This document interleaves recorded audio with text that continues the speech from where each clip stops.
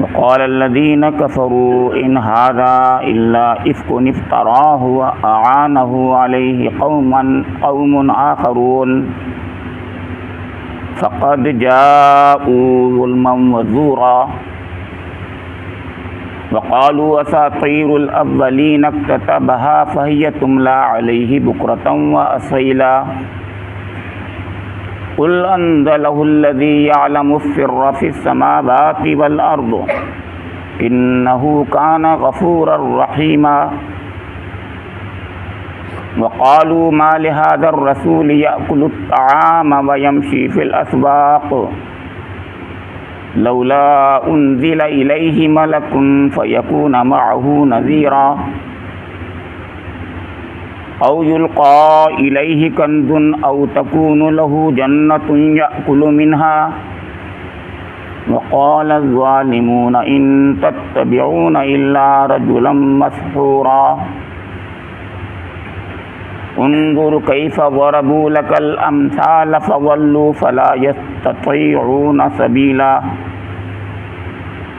صدق الله مولانا العظيم وصدق رسوله النبي الأمين الكريم نحن على ذلك من الشاہدین والشاکرین۔ یہ سورہ الفرقان کی 4 تا 9 6 آیات جو پہلے ہی رکوع کی ہیں آپ کے سامنے تلاوت کی گئیں۔ رب کریم کا ارشاد گرامی ہے، جن لوگوں نے نبی صلی اللہ تعالی علیہ وآلہ وسلم کی بات ماننے سے انکار کر دیا ہے، وہ کہتے ہیں کہ یہ فرقان ایک من گھڑت چیز ہے جسے اس شخص نے آپ ہی گھڑ لیا ہے، اور کچھ دوسرے لوگوں نے اس کام میں اس کی مدد کی ہے۔ بڑا ظلم اور سخت جھوٹ ہے جس پر یہ لوگ اتر آئے ہیں۔ کہتے ہیں یہ پرانے لوگوں کی لکھی ہوئی چیزیں ہیں جنہیں یہ شخص نقل کراتا ہے اور وہ اسے صبح و شام سنائی جاتی ہیں۔ اے نبی ان سے کہو کہ اسے نازل کیا ہے اس نے جو زمین اور آسمانوں کا بھید جانتا ہے۔ حقیقت یہ ہے کہ وہ بڑا غفور و رحیم ہے۔ کہتے ہیں یہ کیسا رسول ہے جو کھانا کھاتا ہے اور بازاروں میں چلتا پھرتا ہے؟ کیوں نہ اس کے پاس کوئی فرشتہ بھیجا گیا جو اس کے ساتھ رہتا اور نہ ماننے والوں کو دھمکاتا، یا اور کچھ نہیں تو اس کے لیے کوئی خزانہ ہی اتار دیا جاتا، یا اس کے پاس کوئی باغ ہی ہوتا جس سے یہ اطمینان کی روزی حاصل کرتا۔ اور یہ ظالم کہتے ہیں تم لوگ تو ایک سحر زدہ آدمی کے پیچھے لگ گئے ہو۔ دیکھو کیسی کیسی حجتیں یہ لوگ تمہارے آگے پیش کر رہے ہیں، ایسے بہکے ہیں کہ کوئی ٹھکانے کی بات ان کو نہیں سوجھتی۔ گزشتہ ہفتے سورہ الفرقان شروع ہوئی ہے، 3 آیات گزشتہ ہفتے ہوئی تھیں، اور آج اس رکوع کی 6 آیات رکوع ختم ہو گیا ہے۔ سورہ الفرقان جو ہے اس کا نام الفرقان ہے، یہ علامتی نام بھی ہے اور اس کا عنوانی نام بھی ہے، اس کا سبجیکٹ بھی ہے، اس کا سینٹرل تھیم بھی ہے۔ یعنی اس سورہ کے اندر اللہ تعالیٰ نے فرقان کی جو جہات ہوتی ہیں، یعنی فرقان کہتے ہیں 2 چیزوں کے درمیان میں فرق کرنا، خاص طور سے الفرقان کے معنی ہوتے ہیں حق و باطل کے درمیان میں تمیز کرنا۔ تو حق اور باطل کے درمیان تمیز کرنے کی کسوٹی ہے یہ الفرقان۔ تو یہ سورہ جو ہے اس میں وہ تمام دلائل پیش فرمائے گئے ہیں، یا یوں کہیے کہ فرقان کی ساری جہات جو ہو سکتی ہیں، جو اس وقت ضروری تھی، اس سورہ میں بیان فرما دی گئی. اس لیے میں نے عرض کیا کہ یہ اس سورہ کا سینٹرل تھیم، اس کا عمود، اس کا عنوان، اس کا ٹائٹل بھی ہے اور اس کا نام بھی ہے، جو استعاراتی طور پر ایک سمپل سے نام ہوتا ہے اور سوروں میں سے. جیسے سورہ ہود جو ہے وہ حضرت ہود علیہ السلام کے نام پر ہے، ایک واقعہ ہے اس کے اندر، لیکن صرف ایک حضرت ہود علیہ السلام کا اس میں واقعہ نہیں ہے، اور وہ دوسرے انبیاء کرام کا بھی ذکر تھا اس میں ہے، پھر بھی ہود نام ہے اس کا، تو ایک علامتی نام ہے. وہ یونس علامتی نام ہے، یوسف علامتی نام ہے، ایسے ہی تو علامتی نام زیادہ تر ہوتے ہیں، لیکن یہ علامتی نام نہیں ہے، بلکہ اس میں اور سینٹرل تھیم بھی ہے اس کا، جیسے میں نے عرض کیا. سب سے پہلی آیت کی بنیاد پر اس کا نام ہے کہ تبارک الذی نزل الفرقان علی عبدہ لیکون للعالمین نذیرا. اب یعنی وہ مقصد بھی بتا دیا کہ یہ فرقان کیوں، کس مقصد کے لیے، کس پر نازل کیا گیا ہے اور کس ذات کی طرف سے یہ نازل ہوا ہے. وہ ذات کیسی ہے، ایک ہی آیت میں سب کچھ ہے. تبارک بہت بابرکت ذات ہے، اس نے بہت اہتمام سے الفرقان کو اللہ تعالیٰ نے اپنے بندے پر نازل فرمایا ہے تاکہ یہ تمام عالموں کے لیے آگاہ کرنے والا بن جائے. کون؟ حضور نبی کرم. کون؟ قرآن. دونوں چیزیں، قرآن بھی نذیر ہے اور حضور نبی کرم بھی نذیر ہیں، دونوں ہی نذیر ہیں. مفسرین نے دونوں معنی لیے ہیں. تو گویا یہ اس سورہ کا عنوان بن گیا. پہلی آیت عنوان بھی بن گیا، وہ پہلی آیت سینٹرل تھیم بھی بن گیا.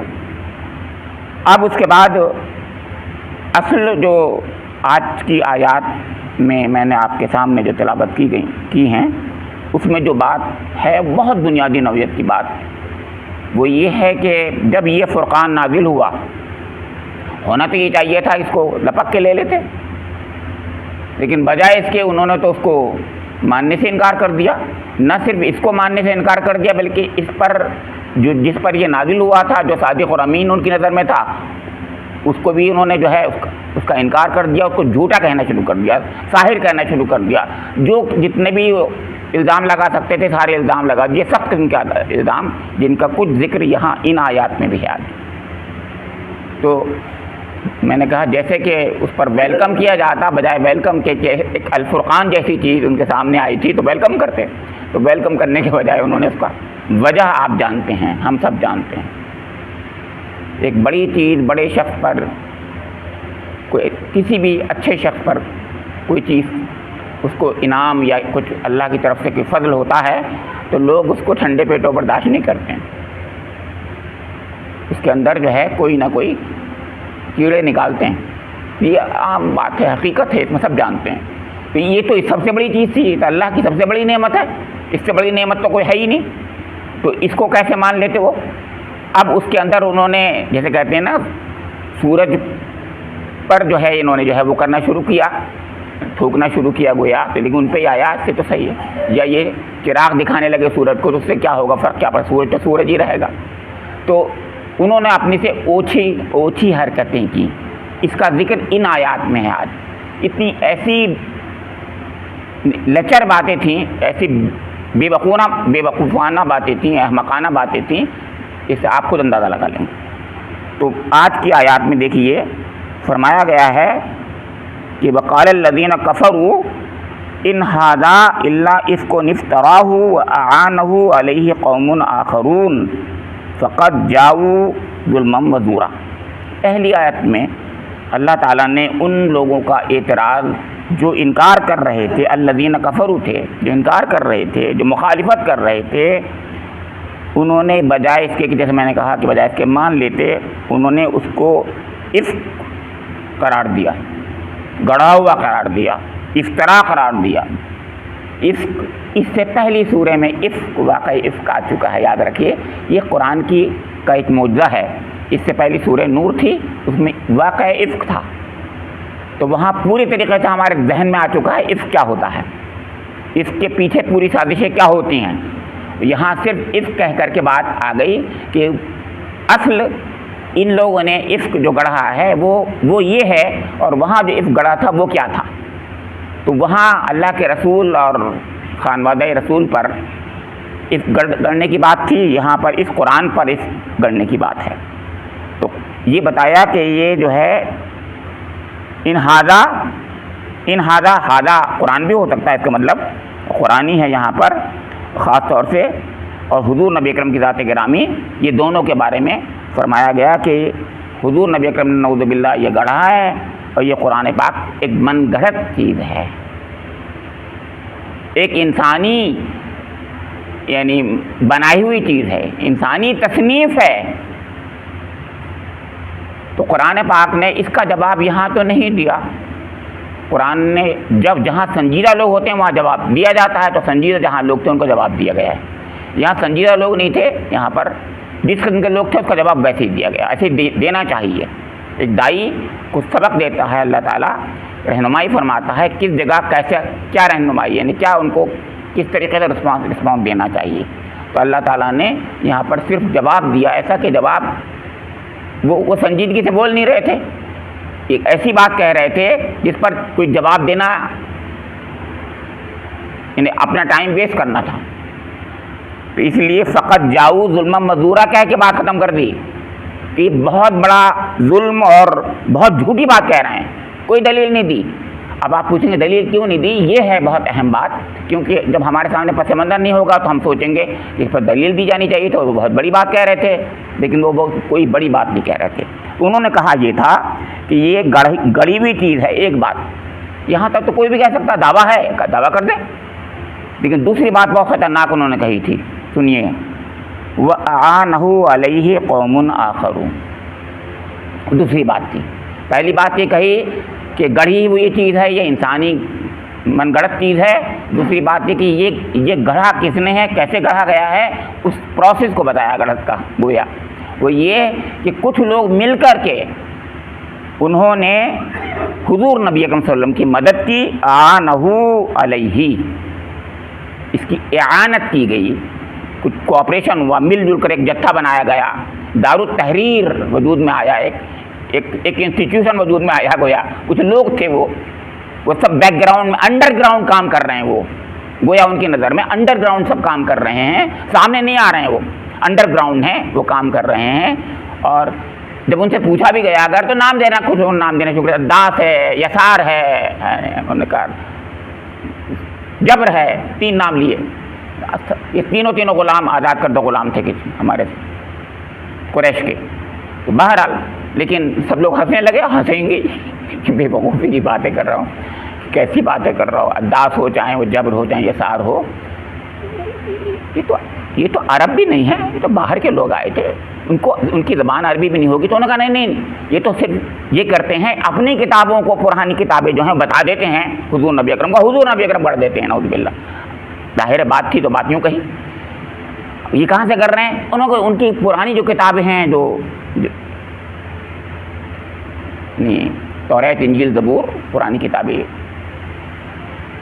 الہامی کتابیں، وہ اس کے ماننے والے ہیں تھے گویا یہ لوگ، تو یہودی یا دوسرے مذہب کے عیسائی فلاں جو تھے ان کے، تو وہ اپنی کتابوں، اب ان سے پوچھیے کہ وہ بیچارے غلام اور یہاں پر آ کر کے رہنے لگے، وہ اپنے ہاں رہتے، سب سے زیادہ ان کو ہاتھوں ہاتھ لیا، اگر اپنے یہاں کے لوگ معزز ہوتے اپنے ہاتھوں ہاتھ لیے جاتے تو وہ بیچارے یہاں آتے کیوں؟ وہ غلامی کیوں بنتے؟ غلام بن کر کے بھی یہاں رہتے کیوں؟ سمجھ رہے؟ اب یہاں رہ رہے تھے اگر تو وہ یہ کام کرتے، تو یہ سمجھ میں آنے والی کوئی بات ہے کہ وہ ایک شخص کو سکھا رہے ہیں، اور وہ سکھا رہے ہیں اور خود ان پر ایمان لے آتے ہیں اور ان کے آگے سر جھکا دیتے ہیں جس کے لیے کتاب لکھی جا رہی ہے؟ یہ تو ایک عجیب بات ہے۔ یعنی ہونا یہ چاہیے تھا کہ وہ بھی کچھ گیو اینڈ ٹیک کی بات ہوتی کہ ہم کچھ آپ کو بتائیں گے، آپ ہمیں کچھ دیجیے، ہمیں بڑا مقام دیجیے۔ کون نہیں چاہتا ہے دنیا میں؟ تو بڑا مقام حاصل کرتے وہ، تو بڑا مقام حاصل کرنے کے بجائے بیچارے ان کا تو نام بھی نہیں جانتے ہم لوگ۔ یہ تو مفسرین نے روایت میں نام لے لیا، ورنہ نام نہیں جانتے ہم لوگ اس کا۔ میں بتا رہا ہوں آپ کو، اگر یہ نام مفسرین نہ دیتے تو ہم جانتے بھی نہیں، بیچارے ایسے ہی تھے۔ بلال تو بلال تھے، ان کا تو کچھ بعد میں ایک مرتبہ مقام ہو گیا، عداس کو بیچارے کو یا یسار کو یا جبر کو کون جانے، صرف اس بنا پر کہ میں نے تفسیر پڑھی ہے اور آپ کو بتا رہا ہوں تو آپ بھی جان گئے. کیا خیال آپ کا؟ غلط تو نہیں کہہ رہا ہوں نا میں؟ بالکل ایسا ہی ہے، کوئی نہیں جانتا ان کو. اسی لیے ہمارے دوسرے مفسرین یہ کہہ رہے ہیں نام کوئی چیز نہیں تھی، تو صرف ان سے پوچھا گیا کون، تو کہنا ہی تھا ان کو کہ فلاں فلاں فلاں، نام لے لیا انہوں نے، ایسے ہی ہوائی اڑا دی. تو یہاں پر یہ فرمایا جا رہا ہے کہ کہنا جو تھا انہوں نے جو بڑی بات کہی، وہ سوچئے کہ اگلی آیت میں جو بات فرمائی گئی ہے وہ غور کیجئے گا، وہ ہے اصلی قالوا اساطیر الاولین اکتتبها فہی تملی علیہ بکرۃ واصیلا. کیا کر رہے ہیں یہ جو ہے بنائی جا رہی ہے، جو ایک یہاں پر ایک باقاعدہ یہاں ایک کیا کہنا چاہیے، ایک فیکٹری بنائی گئی ہے بنانے کی، کتاب بنانے کی، کتاب لکھنے کی، ایک فیکٹری بنائی جا رہی ہے، انڈر گراؤنڈ کچھ کام ہو رہا ہے. اور یہاں پر کچھ لوگ جو ہیں قالوا اساطیر الاولین، یہ پرانے زمانے کے قصے کہانیاں جو تھیں ملی، جو کہیں سے مل گئی ان کو، تو وہ کہتے قرآن قصے کہانی تھی، مائتھولوجی اگر تھی تو اس کو بالکل نہیں مانتے کہ نہیں. ہاں کچھ پرانی کتابیں، مقدس کتابیں بھی ہیں، بہت گہرائی سے پڑھا ہے اس کو کچھ لوگوں نے. اب کیونکہ وہ انسٹیٹیوشن ہے وہاں پر انڈر گراؤنڈ، تو گویا وہ سب مل کر کام کر رہے ہیں اس میں، اور اس کے لیے باقاعدہ سوچ سمجھ کر کچھ بنایا جاتا ہے، سمجھ نا آپ کے. تو فرمایا کہ پھر حضور نبی اکرم فہی تملی علیہ، تو اس کا پھر املا کرایا جاتا ہے، کیونکہ حضور کے بارے میں یہ بات اگر ہوتی کہ حضور نبی اکرم کرتے ہیں تو حضور تو امی تھے، لکھنا پڑھنا نہیں جانتے تھے. اب کیا کرا جائے، تو کہا جا رہا ہے کہ وہ لوگ املا وہ لوگ ان کو لکھواتے ہیں، حضور نبی اکرم کسی سے لکھواتے ہیں. اب وہ بھی حضور نہیں کر رہے، ظاہر ہے ان کو معلوم تھا یہ کہہ دیں گے کہ حضور لکھتے ہیں، تو خود غلط ہو جاتا ان کے لیے کہ حضور تو لکھنا پڑھنا نہیں جانتے، تو وہ بھی لکھوایا جاتا ہے. آپ سوچئے بات بھی کسی اور کی، لکھ بھی کوئی اور رہا ہے، اور کہہ رہے ہیں کہ محمد نعوذ باللہ محمد صلی اللہ علیہ وسلم کا کلام ہے. سوچیے آپ کیا کس طریقے سے بات اڑا رہے ہیں. وہ کبھی کہتے ہیں کہ کوئی اور لکھوا رہا ہے، کبھی کہتے ہیں محمد صلی اللہ علیہ وسلم لکھوا رہے ہیں، کبھی کہتے ہیں محمد کی تصنیف صلی اللہ علیہ وسلم، کبھی کہتے ہیں کہ کسی اور نے بنا کر بنوایا گیا ہے ان کے، وہ املا کرتا ہے، کبھی کہتے ہیں حضور نبی اکرم املا کرا دیتے ہیں. ارے بتائیے طے کرو کون املا کرا رہا ہے، کس کے لیے کر رہا ہے، کیا املا کر رہا ہے، کہاں سے آئی کی چیز، وہ اس کا سورس کیا ہے، اصلی سورس کیا ہے تمہاری نظر میں، بتاؤ فلاں کتاب میں ہے. بات دراصل یہ تھی جو کتب مقدسہ جو ہیں ہماری توریت انجیل زبور، ان کے سامنے آنکھوں میں آنکھیں ڈال کر قرآن نے جب کہا کہ یہ ایسا ہوا واقعہ، تو وہ خاموش ہو گئے اہل کتاب. کیونکہ سرداران قریش پوچھتے تھے ان سے کہ یہ واقعہ بیان کر رہے ہیں موسیٰ علیہ السلام کا پورا یہ کیا خیال ہے آپ کا، کہ ہے تو ایسے ہی. ایک بار آپ کو یاد ہے وہ سوال انہوں نے کر لیا کہ ایک سوال کیجیے، یہ بہت موسیٰ علیہ السلام کی بات کرتے ہیں اور بنی اسرائیل کی بات کرتے ہیں، تو یہ پوچھو ان سے کہ جن بنی اسرائیل کو فرعون کے تعلق سے آپ بات روزانہ کرتے ہو، تو یہ بتاؤ کہ حضرت ابراہیم علیہ السلام کے بیٹے حضرت اسحاق علیہ السلام، ان کے بیٹے یعقوب علیہ السلام، ان کے بیٹے یوسف علیہ السلام جو ہیں، وہ یہ سب لوگ جو تھے یہ تو کنعان میں رہنے والے تھے، اور آپ جن موسیٰ علیہ السلام کا قصہ سناتے ہو بنی اسرائیل، یعنی انہی کی اولاد، یعقوب علیہ السلام کی اولاد، وہ تو مصر کی باتیں کر رہے ہو، تو یہ کیسے ہو گیا، وہاں سے وہاں کیسے، کس مائگریشن کب ہوا، کیسے ہو گیا. ان کو معلوم تھا کہ یہ کوئی نہیں جانتا، صرف علماء بنی اسرائیل جانتے تھے، صرف علماء بنی اسرائیل، کوئی عوام بھی نہیں جانتے تھے اس کے. آپ کو معلوم ہے، میں اس سے پہلے بتا چکا ہوں، سورہ یوسف کی تفسیر میں آپ کے سامنے بتا چکا ہوں کہ دن کے 10-11 بج رہے تھے، حضور نبی اکرم ایک دم تشریف لائے، اور ان کا پورا جمگھٹا سرداران قریش کا بیٹھا ہوا تھا خانہ کعبہ میں. حضور طواف کے لیے جاتے تھے چاشت کا وقت، تو اس وقت گئے حضور نبی اکرم فوراً انہوں نے پکڑ لیا فوراً، محمد صلی اللہ علیہ وسلم تم بہت کہتے ہو، یہ بتاؤ یہ بنی اسرائیل جو ہے یہ مصر کیسے پہنچے. ان کے جد امجد جو تھے وہ سب کنعان میں اور عراق میں اور شام میں تھے سب لوگ، یہ مصر کہاں سے آ گیا، یہ سوال تھا. آپ کو معلوم ہے کیا ہوا، حضور نبی اکرم صرف ایک دم پاؤز کیا، آپ نے 1 منٹ بھی نہیں، آدھا منٹ کا پاؤز کیا، اس کے بعد الف لام را تلک آیات الکتاب المبین، پوری سورہ یوسف ایک ہی سیٹنگ میں، ایک ہی نشست میں، ایک وقت میں، بیک وقت پوری سورہ سنا دی حضور نبی اکرم نے. اور پورا واقعہ حضرت یوسف علیہ السلام کا ایسا واقعہ اتنا منظم اور اتنا بالکل کیا کہنا چاہیے مربوط، ایسا مربوط واقعہ کوئی قرآن میں ہے ہی نہیں رہا، سب سے مربوط واقعہ پیش کر دیا۔ اشش کر گئے وہ لوگ، بس انہوں نے جا کے پوچھا ضرور یہ جو کہہ رہے ہیں یہ صحیح ہے؟ یعنی ہے تو صحیح ہے۔ اب یہ کیونکہ ہے تو صحیح والی بات تو ہو رہی تھی، اب یہ کیسے بتائیں تو اس کو یہ بنا رہے ہیں، میں نے اس کو جوڑ رہا ہوں میں کہ یہ کسی طریقے سے اس وہاں سے معلوم کرتے ہیں جو کتاب جانتا ہے، کتابوں کا علم ہے اس کے پاس۔ اب ان سے پوچھو، کتابوں کا علم تو ان کے بڑے بڑے علماء کرام تک میں کو نہیں تھا، ان کے علماء کو بھی نہیں تھا، وہ باتیں وہ چھپا دیتے تھے، آپ کو پتہ ہے وہ بہت اہم باتوں کو اپنے سینوں میں رکھتے تھے وہ لوگ، اسی لیے مٹ گئی وہ چیز ہے۔ علم مٹتا جبھی ہے جب وہ سینوں میں چل جاتا ہے، تو انہوں نے کو کھولے اشاعت نہیں کی اس کی، اسی لیے کہ ہم سے پوچھے کوئی ہم سے، ہم بتائیں گے، لیکن وہ خود مر گئے اور ان کا علم سینے سے قبر میں چلا گیا، سفینہ اس کے بعد قبر میں چلا گیا ان کا۔ یہ ہے وہ بات جس سے علم ختم ہوتا ہے۔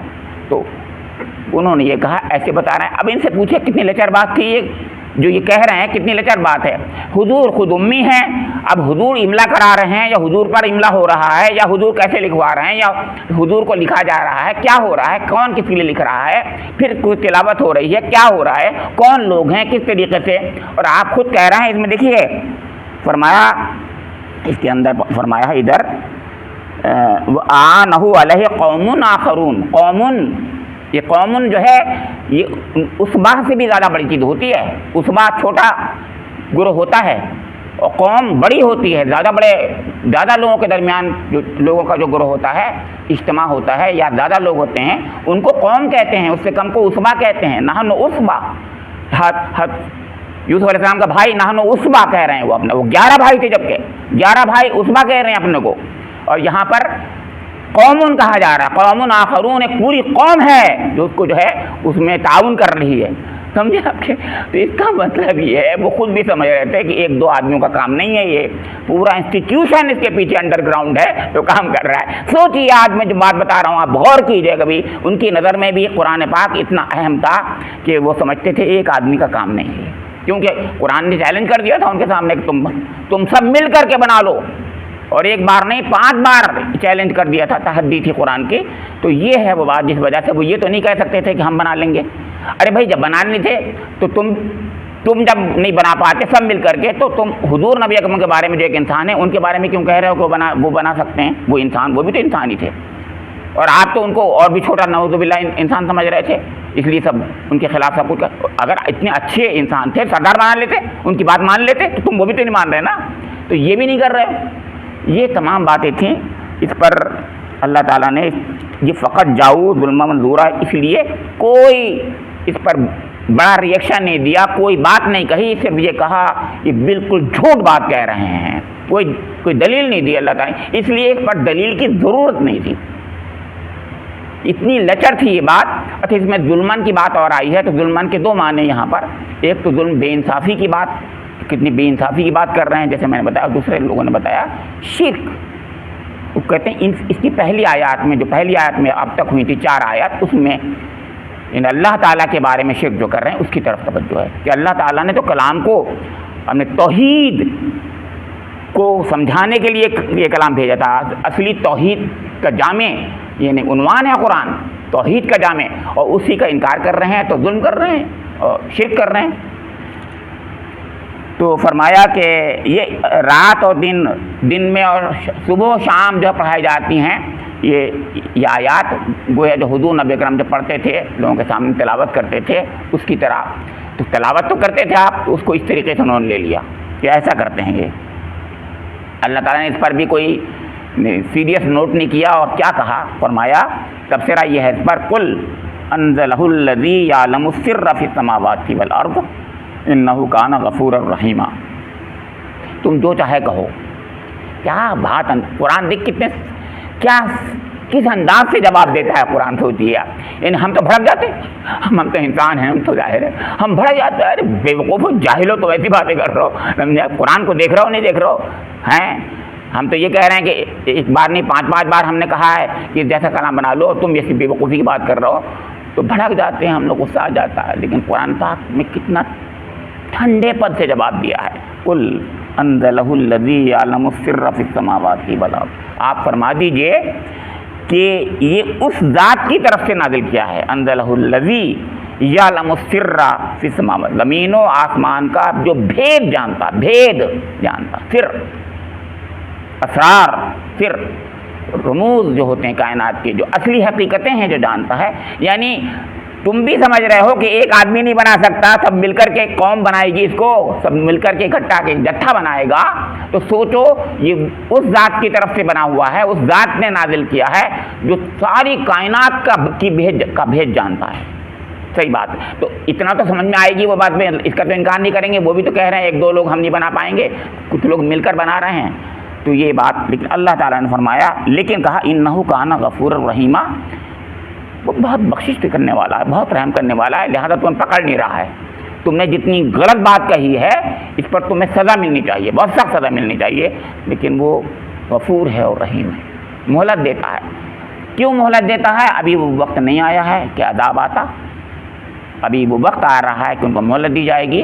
اور انہی لوگوں میں سے جو یہ لوگ کہہ رہے تھے، بہت سے لوگ ایمان لے آئے بعد میں، کیونکہ رب کریم جانتا تھا یعلم سر، وہ سر اس بات کی طرف جا رہا ہے، وہ بھید جانتا ہے، وہ دلوں کا حال بھی جانتا ہے. وہ یہ جانتا ہے کہ ان میں سے ہی کچھ لوگ جو ہیں بعد میں ایمان بھی لائیں گے. تو ابھی ان کو پکڑا نہیں جائے. اچھا ایک بات اور ہے، دیکھیے کیا قرآن پاک کی حکمت ہے. حکمت یہ ہے کہ اگر ہم کسی کو یعنی کسی کے خلاف ایک ایسا نگیٹو کمنٹ مار دیں تو وہ زندگی بھر اس کے دل پر لگ جاتا ہے. تو وہی لوگ جو ہے یعنی جو آج انکار کر رہے تھے، اگر ان کے سامنے ایسا سخت جملہ کہہ دیا جاتا تو وہ دور ہو جاتے کلام پاک سے، ایمان نہیں لاتے. یہ رب کریم کا معاملہ ہے، یہ دعوت کا مزاج ہے، یہ دعوت کی حکمت ہے کہ قرآن پاک ہم کو سکھا رہا ہے کہ ایسی بات نہیں کہو، کیونکہ بعد میں وہ ایمان لے آئے. جیسے میں عرض کر رہا ہوں، وہ ایمان لائے، بہت سے لوگ ایمان لے آئے، بہت سے لوگ ایمان لے آئے. یہ دعوت کا بھی حکمت ہے اور رب کریم کا کرم ہے. اور کیا کہوں میں، اچھا نہیں لگتا میں، کیا میری زبان کیا، یہ رب کریم کا ظرف ہے. ہم سمجھ بھی نہیں پائیں گے اس بات کو، بہت زیادہ. ہم ظرف بھی کہنا بہت غلط بات ہے، ہماری زبان ہے، مگر ہم کیا کہیں، اس سے زیادہ لفظ کیا بول سکتے ہیں، تو ہم نے کہہ دیا، لیکن صحیح لفظ نہیں ہے. بہت اعلیٰ ذات ہے، سب کو سمو لیتی ہے، سب کے لیے وہ اس کی جو ہیں جسے کہتے ہیں وہ کرم کہ ہر چاروں طرف سے فیضان جو ہے تیار بیٹھا ہوا ہے، انتظار کر رہا ہے کہ آؤ میرے بندو، تم میری طرف آؤ گے تو میں تمہیں لے لوں گا، اپنے آغوش رحمت میں لے لوں گا. وہاں اعتراض ہو رہے ہیں، وہاں رسپاؤس یہ آ رہا ہے. اس وجہ سے یہ جو ہے دعوت آگے بڑھی ہے، یہ کہنا چاہ رہا ہوں. ہم کو یہ سبق ہے مل رہا ہے اس کے اندر. اب اس کے بعد دوسرے سوالات، ان کے اعتراضات آ گئے. وقالوا ما لهذا الرسول یاکل الطعام ویمشی فی الاسواق. پہلی بات، لولا انزل الیہ ملک فیکون معه نذیرا. 3 باتیں اس کے اندر فرمائی. وہ بھی 3 اعتراضات ہیں ان کی طرف سے، 3 اعتراضات ہیں ان کی طرف سے. یہ کیسا رسول ہے بھائی؟ ان کی نظر میں رسول کا کانسیپٹ بالکل ایسے ہی تھا جیسے ہمارے جتنے مشرکین اور مشرکانہ مذاہب ہوتے ہیں، اس میں دیوتاؤں کا، خداؤں کا، یا ان کے بڑے سوکارڈ بڑے لوگوں کا بھگوانوں کا تصور ہوتا ہے. تو رسول کا تصور ان کے سامنے نہیں ہوتا تھا، دیوتا ان کا تصور ہوتا ہے. جیسے آج بھی مشرکانہ مذاہب میں دیوتاؤں کا تصور ہوتا ہے، خدا آ جاتا ہے لوگوں کی ہدایت کے لیے، اصلاح کے لیے خدا آتا ہے. ان کے کانسیپٹ یہ ہے اس کا. تو وہ سمجھ رہے تھے اسی طریقے کی چیز ہونی چاہیے تھی، ایک بات. دوسری چیز یہ ہے کہ اگر انسان کو نہیں ملنا چاہیے تھا تو فرشتوں کو ملنا چاہیے، تو بہت اونچی چیز کو ملنا. جیسے ان کے ہاں بھگوان ہی رہتا ہے، یعنی دیوتا بن کے بھی آتا ہے، تو کچھ نہ کچھ اس کے پاس پاور رہتی ہے، اس کے پاس وہ پوری پاور کے ساتھ آتا ہے. وہ آپ کو پتہ ہی ہے، یعنی جب شراب دے دے تو شراب دے دیتا ہے، وہ قرض کر دیتا ہے تو پھر گیا آدمی. ہاں یہ تو آپ کو پتہ، بون بھی دیتا ہے، وہ شراب بھی دیتا ہے. ہاں اس لیے بنا پر وہ خدا، یعنی دیوتا ہونے کے باوجود خدا بھی رہتے ہیں وہ لوگ. ایک طرف وہ اس دنیا میں آتے ہیں، اصلاح کرتے ہوتے ہیں، دوسری طرف وہ جب چاہیں کسی کو ناراض ہو جائیں تو شراب دے دیتے ہیں، قرض دے دیتے ہیں. تو وہ ایسا ہی کانسیپٹ ان کے ذہن میں تھا رسول کا. تو وہ یہ کہہ رہے ہیں کہ ما لهذا الرسول، یہ کیسا رسول ہے؟ اچھا رسول کے معنی تو حالانکہ یہی ہوتے ہیں، نمائندہ، سفیر ہے کہ نہیں، ایمبیسیڈر، پروفیٹ. یہی مطلب ہوتا ہے اس کا، رسالت کرنے والا، میسج دینے والا، میسنجر، مطلب یہی ہوتا ہے اس کا. لیکن وہ اس کا مطلب ہی نہیں سمجھ رہے ہیں. وہ یہ سمجھ رہے ہیں کہ میسنجر جو بھی آئے گا وہ زیادہ یا تو خدا خود آ جاتا ہمارے پاس میسج لے کے، یا خدا کا فرشتہ آتا. تو کہتے ہیں یہ کیسا رسول ہے، یہ تو کھانا کھاتا ہے. مطلب یہ کھانا کھانے کا مطلب یہ ہے کہ یہ تو بشر ہے، مطلب فرشتہ تو کھانا نہیں کھاتا ہے نا، یہ بن سکتا ہے. اس لیے انہوں نے کہا کہ یہ کھانا کھاتا ہے. اچھا کھانا کھانے کے بعد اگلی بات کہہ رہے ہیں یمشی فی الاسواق. ارے اس کو تو ضرورت ہے اور حاجت ہے ساری کے سارے ہیں، یہ تو بازاروں میں چلتا پھرتا ہے، یہ تو دنیا دار ہے بالکل. یہ تو یہ مطلب دو باتیں کہیں. ایک بات تو کہیں کھانا کھاتا ہے، یعنی گویا دنیا بھی اس کو ضرورتیں لاحق ہیں بشری، اور دوسری طرف یہ تو ضرورت نہیں ہے بلکہ یہ تو دنیا بھر کے دنیا کے دوسرے کام اس کے لیے یہ کرنا پڑتے ہیں اس کو، یہ بازاروں میں چلتا پھرتا ہے، یہ تو یہ دنیا دار ہے. یہ مطلب تھا اس کا. لولا انزل الیہ ملک فیکون معہ نذیرا. تو ایسا کیوں نہیں ہوا کہ ایک اس کی طرف ایک فرشتہ بھیجا جاتا ہے، ساتھ میں ایک فرشتہ بھیجا جاتا ہے. کم سے کم اتنا تو ہوتا، یہ خود نہیں تھا فرشتہ تو کم سے کم اس کے ساتھ ایک فرشتہ ہوتا جو آگاہ کرتا رہتا، ڈراتا رہتا کہ یہ اللہ کے رسول ہیں، تم لوگ جو ہے ذرا سنبھال کے رہنا، ورنہ یہ جیسے یہ ان کے ذہن میں نے بتایا شراب، قرض، ان کو اگر انہوں نے کچھ کہہ دیا تو سب معاملہ گڑبڑ ہو جائے گا. ہمارے تو ولی بھی ایسا کام کرنے لگے ہیں نا اب بدقسمتی سے وہ کام رسول بھی نہیں کرتا، وہ یہاں ولی کرنے لگے ہیں. یہی بدقسمتی ہے ہمارے ہاں کہ وہ کہتے ہیں کہ فلاں بزرگ نے، بزرگ ہیں تو بزرگ ہوتے تو بہت اچھے ہونے چاہیے تھے، وہ تو یار وہ بھی ناراض ہو جاتے ہیں تو وہ تباہ کر دیتے ہیں. تو ہنسی آتی مجھے تو، یہ کیسے بزرگ ہیں یار؟ بزرگ تو نیک لوگوں کو کہتے ہیں ہم. نیک لوگ اگر ہیں تو نیک تو لوگ وہ ہونے چاہیے دعائیں کریں جو ہے کہ نہیں، جو حضور نبی اکرم کے طریقے پر عمل کریں، جو اچھے کام کریں اور ہماری بات کو پی جائیں، برداشت کریں، یعنی ہمارے لیے رول ماڈل بن جائیں. تو وہاں وہ ہو جاتا ہے، وہ ناراض ہو جاتے ہیں تو پھر ناراض ہو جاتے ہیں، سمجھ لیجیے ہم گئے. اس قسم کا کانسیپٹ وہی وہیں سے آیا ہے، وہی کانسیپٹ ہمارے یہاں بھی بدقسمتی سے آ گیا ہے جو غیر مسلمین میں ہے، دوسری جگہ پر ہے. تو انہوں نے کہا ایسا ہوتا ہٹو بچو کہتا وہ، اور خاص طور سے کہتا کہ دیکھو یہ اللہ کے رسول ہیں، لہذا کوئی کسی قسم کی گستاخی نہیں ہونی چاہیے. یہ مطلب تھا. نذیرہ کا مطلب یہ آگاہ کرتا رہتا استعمال میں کہ دور رہو اس سے بالکل. یہ تین باتیں انہوں نے کہیں.